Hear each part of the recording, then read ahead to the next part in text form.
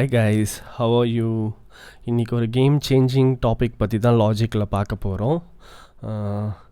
மோஸ்ட்டாக இண்டியன்ஸ்க்கு சாங்கில் பேஸ்னால் ரொம்ப பிடிக்கும். நம்ம ஒரு சின்ன ஒரு ஹெட்ஃபோன்ஸ் வாங்கினா கூட அதில் பேஸ் நல்லா கேட்குமான்றதை பார்த்து தான் நம்ம வாங்குகிறோம். Or any audio system can produce நல்ல பேஸ் ப்ரொடியூஸ் பண்ணணுமான்னு பார்த்து தான் நம்ம சூஸ் பண்ணுறோம் இல்லையா? ஸோ பேஸ் நல்லா இருந்தால் நம்மளுக்கு பாட்டு நல்லா இருக்கிற மாதிரி இருக்கும். So like your music producers நீங்கள் வந்து நல்லா செம்மையாக வந்து ப்ரோக்ராம் பண்ணியிருப்பீங்க, பேஸ் ஆரெல்லாம் நீங்கள் வந்து வாசிச்சிருப்பீங்க. ஃபைனல் அவுட் எடுத்து கேட்கும்போது உங்கள் சாங்கில் வந்து அந்த இன்ஃபர்மேஷன்லாம் இல்லைனா எவ்வளோ கஷ்டமாக இருக்கும். ஸோ இந்த வீடியோவில் எப்படி உங்கள் இன்ஃபர்மேஷன் எதுவுமே மிஸ் ஆகாமல் அந்த ஒரு நல்ல ஒரு அந்த இங்கிலீஷ் சாங்ஸ்லாம் கேட்டிங்கன்னா you can able to notice அந்த கிக் அண்ட் பஞ்ச் பேஸ் எல்லாமே கரெக்டாக குரூவியாக இருக்கும், எதுவுமே மிஸ் ஆகாது. ஸோ அந்த மாதிரி எப்படி இண்டஸ்ட்ரி ஸ்டாண்டர்ட் அந்த ஆடியோ குவாலிட்டி எடுத்துகிட்டு வருதுன்றது நான் இந்த வீடியோவில் உங்களுக்கு ஷேர் பண்ண போகிறேன். எந்த வகையிலையும் உங்கள் பேஸ் வந்து ஓவராக போனாலுமே பிரச்சனை. ரொம்ப போயிடுச்சுன்னா லைக் ஆடியன்ஸ் என்ன சொல்லுவாங்க, இறையுது, லைக் பூமினஸாக இருக்குது, மிக்ஸை வந்து ஈஸியாக வந்து மட்டினஸ் பண்ணிடும் பேஸ். ஸோ எக்ஸாம்பிள் லைக் நீங்கள் பேஸ் எடுத்துக்கிட்டிங்கன்னா கிக் அண்ட் பேஸ் வந்து ஹஸ்பண்ட் அண்ட் ஒய்ஃப் மாதிரி, சரிங்களா? ஸோ ஹஸ்பண்ட் அண்ட் ஒய்ஃப் வந்து நல்லா இருந்தால் தான் ஃபேமிலியில் உள்ள இப்போ பசங்க மற்றவங்க எல்லாமே கரெக்டாக இருக்கும். ஸோ அந்தமாரி உங்கள் பாட்டில் வந்து கிக் அண்ட் பேஸ் வந்து கரெக்டாக இருந்தால் தான் ஸோ உங்கள் மிக்ஸும் நல்லாயிருக்கும். ஸோ இல்லைன்னா அவ்வளோதான், ஈஸிலி உங்கள் மிக்ஸ் வந்து குப்பை மிக்ஸ் மாரி ஆகிடும், ரொம்ப மட்டினஸ் ஆகிடும். நல்லா எதுவுமே லைக் வந்து ப்ராப்பராக க்ளீன் சவுண்டிங்காக இருக்காது, அப்படியே பான்னு ஒரு சத்தம் மட்டும்தான் கேட்கும். So let's go to the video. Before that நான் வந்து உங்களுக்கு நான் ப்ரோக்ராம் பண்ணி வச்சிருக்கக்கூடிய அந்த க்ரூவ் வந்து ப்ளே பண்ணுறேன். இதில் அந்த பேஸ் அண்ட் கிக் வந்து எப்படி இருக்குதுன்னு கேட்டுட்டு வாங்க.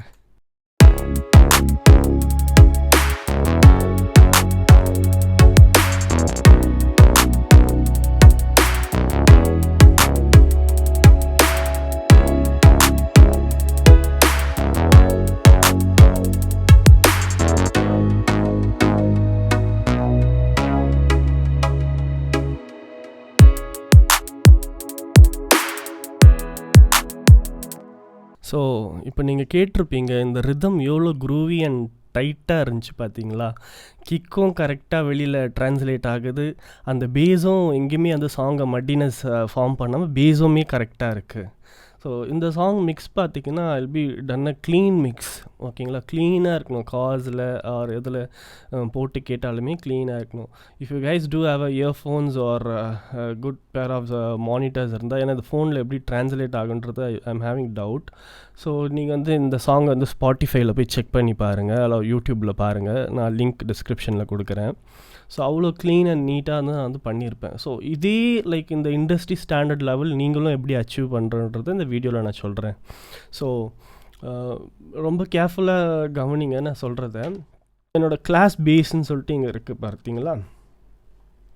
ஸோ கிளாஸ் பேஸில் பார்த்தீங்கன்னா நான் என்ன பண்ணியிருக்கிறேன்னா லைக் நார்மல் ஒரு EQ அண்ட் அ கம்ப்ரஸர். நிறைய பேர் பேஸ் ட்ராக்கை அந்த பேஸ் ட்ராக்லேயே என்ன பண்ணுவாங்கன்னா ஆல்ரெடி அதில் வந்து ஒரு கம்ப்ரஸர் வந்து போட்டிருப்பாங்க டைனமிக் கண்ட்ரோல் பண்ணுறதுக்கு.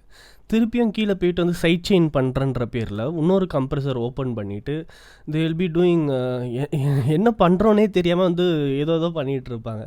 ஸோ ஆக்சுவலி அது வந்து ஒர்க் ஆகிற மாரி இருக்கும், ஆனால் அது வந்து மேலும் அந்த பேஸை வந்து கம்ப்ரஸ் பண்ணும், சைட் செயின் பண்ணாது. ஸோ நீங்கள் வந்து தெளிவாக என்ன பண்ணுறோன்றத லைக் கரெக்டாக ப்ராப்பராக அண்டர்ஸ்டாண்ட் பண்ணி பண்ணணும், சரிங்களா? ஸோ இப்போ என்னோடய பேஸ் ட்ராக்கில் பார்த்தீங்கன்னா ஐ ஹவ் அதுக்குன்னு உள்ள ஒரு இதுவும் நான் பண்ணியிருக்கிறேன், சேனல் EQ அண்ட் அந்த பேஸுக்கு வந்து ஒரு கம்ப்ரஸர் வந்து போட்டிருக்கிறேன்.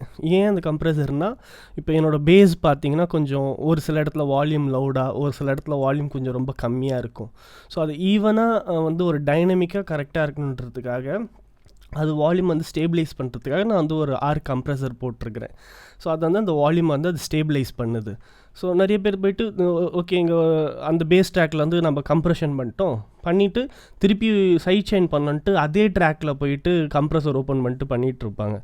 ஸோ அது டோட்டலாக நீங்கள் என்ன சொல்கிறது, பயங்கரமான ஸ்டூபிடிட்டி. அப்படி பண்ணவே கூடாது, சரிங்களா?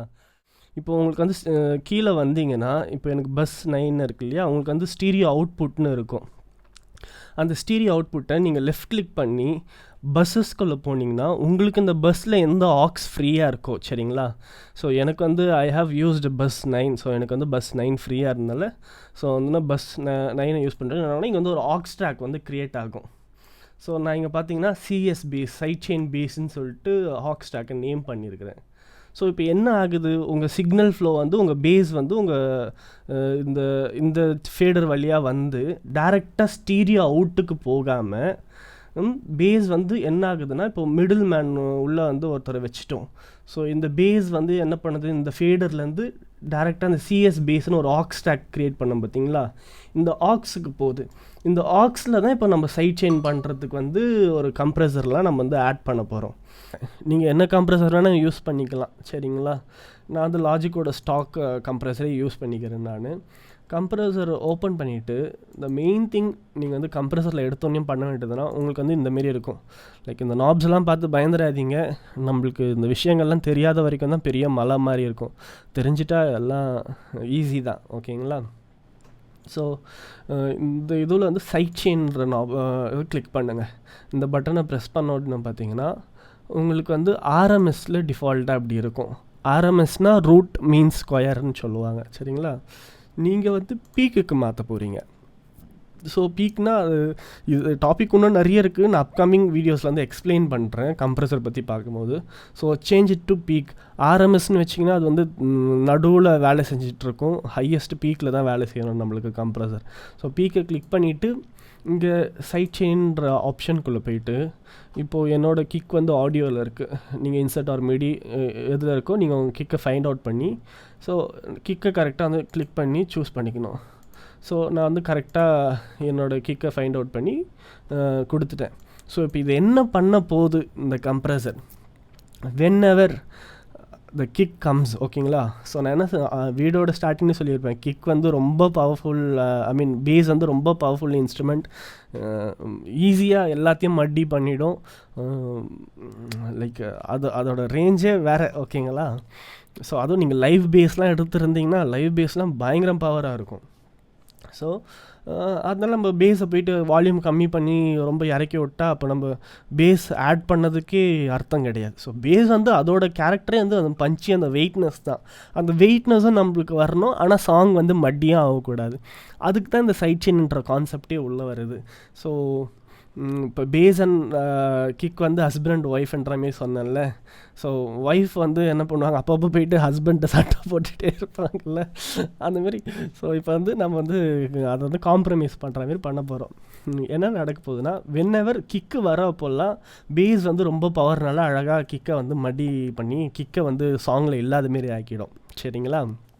ஸோ கிக் வரப்போல்லாம் பேஸ் கிட்டார் வந்து வழியை விட போகிறாரு. ஓகேங்களா. அதுதான் வந்து இப்போ வந்து சைட் செயின்ட்டு நம்ம வந்து சொல்கிறோம். கிக்கு வரும்போதெல்லாம் பேஸ் கிட்டார் வந்து ஒரு 6 dB ஓகேங்களா, ஒரு 6 dB 5 dBன்ற மாரி வால்யூம் வந்து இறங்கி இறங்கி ஏறும்.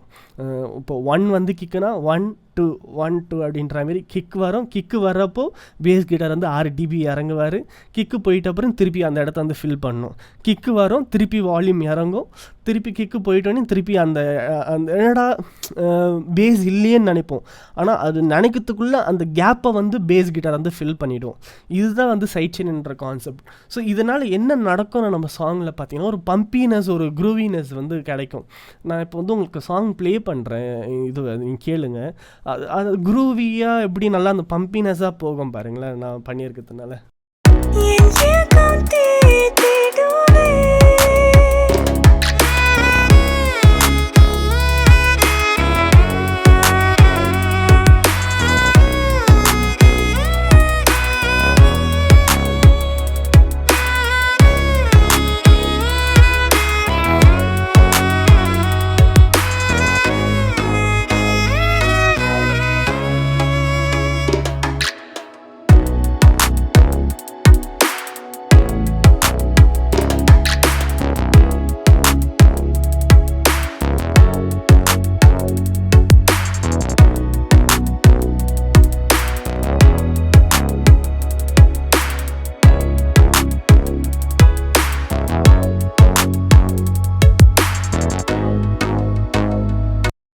ஸோ நீங்கள் இப்போ நல்லா நோட்டீஸ் பண்ணியிருக்கலாம் எந்த அளவுக்கு அது வந்து நல்லா க்ரூவி அண்ட் பஞ்சாக போகுது பார்த்தீங்களா. அந்த பீட் கிக்கும் நல்லா ஹெவியாக கேட்குது அண்ட் அந்த பேஸும் நல்லா இருக்குது. மற்ற எலிமெண்ட்ஸ் எதுவுமே வந்து கிளாஷ் அப் ஆகலை, மிக்ஸை வந்து மட்டியாக ஃபார்ம் பண்ணலை. ஸோ இதுதான் சைட் செயின் வந்து கரெக்டாக ப்ராப்பராக அப்ரோச் பண்ணுற method. I will show you. இப்போ கிக்கு வரும்போதெல்லாம் வந்து நீங்கள் நோட்டீஸ் பண்ணியிருக்கலாம் இந்த நீடில் வந்து லைக் மூவ் ஆகிட்டே இருந்திருக்கும். ஸோ இது இப்போ இதை எப்படி ரீட் பண்ணுறதுனா, இந்த ஜீரோ நான் எல்லாத்துலேயும் நல்லா ஞாபகம் வச்சுக்கோங்க, மியூசிக்லேருந்து ப்ளஸ்ன்ற கான்செப்டே கிடையாது சரிங்களா. ஸோ ஜீரோலேருந்து தான் ஆரம்பிக்கும். ஸோ 0, -1, -2, -3, -4, -5 அப்படின்னு சொல்லிட்டு எல்லாம் மைனஸ்லேயே போய்ட்டுருக்கோம் சரிங்களா. இப்போ நான் என்ன டிசைட் பண்ணியிருக்கிறேன்னா, எனக்கு 4 to 5 dB வந்து வால்யூம் வந்து இறங்கினா போதும் சரிங்களா. ஸோ கிக்கு வரப்போ ஒரு 4 dB ஒரு 5 dB வந்து கெயின் பேஸ் கிட்டாரோட வால்யூம் வந்து கீழே இறங்கி ஏறும் ஓகேங்களா. கிக்கு வரப்போ கரெக்டாக வால்யூம் வந்து இறங்கும். கிக்கு லைக் அதோட சஸ்டெயினாலிட்டி கரெக்டாக கிக்கு வந்து எண்ட் ஆகும்போது கரெக்டாக அந்த இடத்துல எம்டினஸ் இருக்கும்ல, அந்த கரெக்டாக அந்த இடத்த வந்து பேஸ் வந்து ஃபில் பண்ணிடும். ஸோ இது வந்து கரெக்டாக அந்த அட்டாக்ன்ற ரிலீஸில் தான் வந்து நம்ம அதெல்லாம் செட் பண்ண போகிறோம் சரிங்களா. ஸோ நீங்கள் இப்போ மேபி இந்த டுட்டோரியல் பார்த்துட்டு இதுதான் கான்செப்டா உடனே இப்படி டக்குன்னு நான் பண்ணுறேன்ப்பா, அப்படி கிடையாது. இன்னும் நம்ம அப்கமிங் சீரீஸில் மற்ற நாப்ஸ்லாம் எல்லாமே இம்பார்ட்டண்ட், எல்லாத்தையும் பார்ப்போம். இப்போ நான் எல்லாத்தையும் இது பண்ணால் உங்களுக்கும் புரியாது, ஸோ வீடியோவும் ரொம்ப பெருசாக போயிடும். ஸோ இது நீங்கள் வந்து இன்ஸ்டண்ட்டாக இப்போ பண்ணி நீங்கள் வந்து ப்ராக்டிஸ் பண்ணிக்கணும். ஸோ ப்ராக்டிஸ் பண்ண தான் இந்த விஷயங்கள் எல்லாம் வந்து உங்களுக்கு இதுவாகும் சரிங்களா. இந்த மாதிரி டிப்ஸ் அண்ட் ட்ரிக்ஸ் வந்து லைக் யாருமே வந்து உங்களுக்கு அவ்வளோ ஈஸியாக புரிகிற வகையிலையும் அவ்வளோ சீக்கிரம் உங்களுக்கு எங்கேயுமே ஷேர் பண்ண மாட்டாங்க. ஸோ நான் வந்து உங்களுக்கு நல்லா அந்த எஃபர்ட் போட்டு ஸோ இந்த விஷயங்கள்லாம் நான் வந்து சொல்லி கொடுத்துட்ருக்குறேன். நான் உங்களுக்கு ஃபிலிம் இன்ஜினியர்ஸ் யாருனாச்சும் இந்த மாதிரி விஷயங்கள்லாம் ஷேர் பண்ணுவாங்களா? ஸோ நான் உங்களுக்கு பண்ணிகிட்ருக்கிறேன். ஸோ இதெல்லாம் like years took me to practice. இதெல்லாம் நான் இன்ஸ்டியூட்டில் போய் கஷ்டப்பட்டு படித்து ஸோ நான் வந்து இப்போது I am guiding you guys. So இதெல்லாம் நீங்கள் கரெக்டாக பயன்படுத்திக்கணும். And so coming back to the point, இப்போது எப்படி இதை வந்து செட் பண்ணுறோம், கிக்கு வரப்போ 4 dB 6 dB இறங்கணுன்னா, ஸோ நீங்கள் உங்கள் லைக் இப்போ அந்த ரூட்டிங்லாம் எல்லாம் பண்ணிகிட்ருப்பீங்களே, பண்ணிவிட்டு இங்கே த்ரெஷ்ஹோல்டுன்னு ஒரு இது இருக்குல்ல நாப், இதை வந்து நீங்கள் வந்து லைக் 0லேருந்து அப்படி -2 -3ன்னு கம்மி பண்ணிட்டு வரணும். எது வரைக்கும் வந்து வால்யூம் வந்து பேஸோட வந்து நம்ம இறக்கி இது பண்ணலான்னு பார்த்தீங்கன்னா மேக்ஸிமம் 6 dB. நான் ரெக்கமெண்ட் பண்ணுறது 6 dB. 6 dBக்கு மேலே பண்ணாதீங்க. உங்களுக்கு தேவைப்படுது, வேணும், இன்னும் நல்லா பம்பினஸ் வந்து எனக்கு கிடைக்குன்னா தேவைப்படுதுன்னா உங்கள் விருப்பம், நீங்கள் 7 or 8 கூட பண்ணிக்கலாம். But I will recommend you to do 6 dB சரிங்களா. ஸோ எல்லாம் எது பண்ணாலும் தெரிஞ்சு பண்ணும், சும்மா ஏதோ ப்ளக்இன் ரியாக்ட் பண்ணுது இல்லை அறியாமல் பண்ணக்கூடாது சரிங்களா. ஸோ கரெக்டாக இருங்க. ஒரு விஷயத்தையும் 1க்கு 2 வாட்டி வீடியோ திருப்பி பார்த்து கூட அண்டர்ஸ்டாண்ட் பண்ணி எதுவாக இருந்தாலும் பண்ணுங்கள்.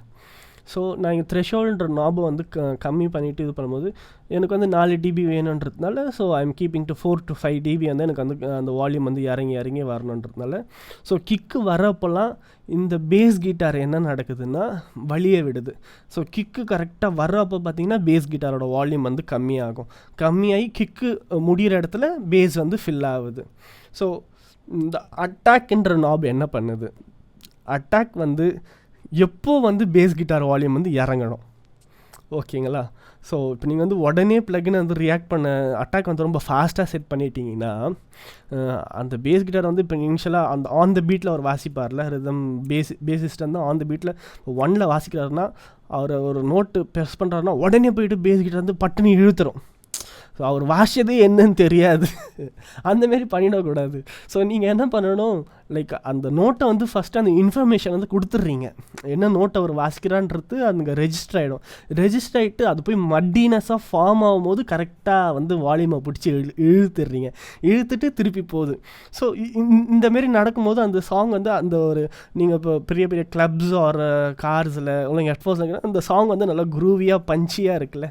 ஸோ இதனால தான் அது வந்து அந்த வால்யூமை இறக்கி ஏற்றுறதுனால அந்த ஸ்பீக்கர்ஸில் நல்லா வாபிள் ஆகும், நல்லா அந்த சப்பில் லைக் இதுவில் பெரிய சப் ஸ்பீக்கர்ஸ்லாம் இருந்திங்கன்னா நல்லா கேட்கும், அந்த ஃபேஸில் வந்து ஏர் வந்து அப்படி அடிக்கும் உங்களுக்கு. ஸோ இதெல்லாம் நல்ல டெக்னிக்ஸ் ஆக்சுவலி. ஸோ இப்போ நான் என்ன பண்ணுறேன், 4 millisecond வந்து செட் பண்ணிவிட்டேன் அட்டாக். எனக்கு வந்து ஒரு 4 மில்லி செகண்ட் வந்து நீ லேட்டாக வந்து வால்யூமை வந்து கீழே இறக்குன்னு சொல்லியிருக்கிறேன். ஓகேங்களா?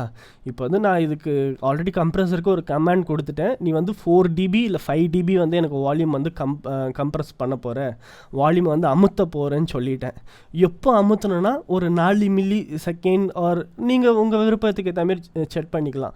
ஒரு 8, 7, 10ன்ற மாரி உங்கள் சாங் இது நீங்கள் அதை எக்ஸ்பெரிமெண்ட் பண்ணுங்கள். உங்களுக்கு எவ்வளோ தேவையோ அந்த அளவுக்கு வந்து நீங்கள் வால்யூமை வந்து கம்மி பண்ணணும், லைக் லேட்டாக வந்து நீ கம்மி பண்ணணுன்றது செட் பண்ணிங்க. எனக்கு நான் 4 மில்லி செகண்ட் வச்சுட்டேன். ஸோ 4 மில்லி செகண்ட் நீ வந்து கொஞ்சம் லேட்டாக வந்து பேஸ் கிட்டாரோட சத்தம் ஆன் த பீட்டில் வந்துட்டு அது போய் மட்டினஸ் ஃபார்ம் ஆகிறதுக்குள்ளே பிடிச்சி இழுத்துடுறாரு, அந்த சத்தத்தை வந்து இழுத்துடுறாரு. ஸோ ரிலீஸுன்றது என்னென்னு பார்த்தீங்கன்னா, இங்கே அந்த கிக் பார்த்துருப்பீங்க. ஸோ மேலே பார்த்தீங்கன்னா ஆன் த பீட்டில் இருக்குது இந்த கிக்கு. ஸோ கிக் வந்து இது போய் கம்ப்ரஸர் வந்து எப்போ வந்து கிக்கை வந்து அட்டாக் பண்ணுறதுன்றது வந்து நம்ம வந்து இது பண்ணுறோம் இல்லையா. ஸோ ரிலீஸ் வந்து எப்போ பேக் டு நார்மல் பொசிஷன் சொல்லுவாங்க. அந்த சத்தத்தை வந்து அதை அட்டாக் பண்ணிவிட்டு திருப்பி வந்து அடுத்த கிக்கு வரத்துக்குள்ளே ரெடியாகி வந்து இந்த 0வில் நிற்கணும். ஸோ அது போய் அட்டாக் பண்ணிட்டு திருப்பி 0க்கு வந்து நிற்கணும். திருப்பி அடுத்த கிக்கு இங்கே செகண்ட் ஆர் தேர்ட் கிக் வரும்போது திருப்பி நார்மல் பொசிஷனில் திருப்பி போய் அட்டாக் பண்ணிட்டு வரணும். அதுதான் இந்த ரிலீஸுன்ற கான்செப்ட். இதுவும் வந்து உங்களுக்கு தேவையான இதில் நீ வந்து நீங்கள் ஃபிக்ஸ் பண்ணிக்கலாம். ஸோ இப்போ நான் இதை பற்றி உங்களுக்கு ஒரு ஃபுல் எக்ஸ்ப்ளனேஷன் கொடுத்தேன்னா இது வந்து கம்ப்ரஸர் டாப்பிக்காக போய்டும், சைட் செயின்ன்றது தவிர்த்து. ஓகேங்களா? ஸோ இதெல்லாம் அப்கமிங் இதில் நம்ம வந்து ஒவ்வொரு சீரீஸில் வந்து நம்ம பார்க்கலாம். ஸோ பட் இதுதான் கான்செப்ட். நீங்கள் வந்து இந்த 3 நாபை வந்து ரொம்ப யூஸ் பண்ண போகிறீங்க. ஓகேங்களா? த்ரெஷோல்டுன்றது ஒன்று, அட்டாக்ன்றது ஒன்று, ரிலீஸுன்றது ஒன்று. இந்த ரேஷியோலாம் 2:1 நான் வச்சுருக்கேன். 2:1, 3:1, இந்தமாதிரி 3:1 அந்த மாதிரி நீங்கள் வந்து செட் பண்ணிக்கோங்க. But I am keeping to 2:1. So இதெல்லாம் லேட்டராக வில் எக்ஸ்பிளைன் யூ என்ன நடக்குதுன்னு. இந்த மூணு இது சொல்லியிருப்பேன். And peak. ஸோ இதெல்லாம் ரொம்ப இம்பார்ட்டன்ட். ஸோ இப்போது நான் இந்த செட்டிங்ஸ்லாம் பண்ணிட்டேன். ஓகேங்களா? ஸோ உங்களுக்கு இந்த ஸ்டார்டிங் நான் எக்ஸ்பிளைன் பண்ணதான் ஞாபகம் இருக்கும். இந்த சைட் செயின் ஐ மீன் பேஸ்லேருந்து நான் ஸ்டீரியோ அவுட்புட்டை மாற்றி இதுக்கு விட்டுருக்கிறேன், ஆக்ஸில் போட்டிருக்கிறேன். ஓகேங்களா? அந்த ஹாக்ஸ்லேருந்து தான் இது வந்து ஸ்டீரியோ இருக்குது. அந்த ஹாக்ஸ் ட்ராக்கில் தான் வந்து என்னோடய கம்ப்ரஸர் வந்து இருக்குது. ஓகேங்களா? ஸோ அழகாக வந்து சிக்னல் ஃப்ளோ வந்து இங்கே வந்து நடக்குது. இப்போ நான் சாங்கை வந்து ப்ளே பண்ணும்போது என்ன ஆகும்? ஸோ மட்டினஸ் வந்து எங்கேயுமே ஃபார்ம் ஆகாது. ஸோ சாங்கை ஒரு வாட்டி லிசன் பண்ணிடலாம்.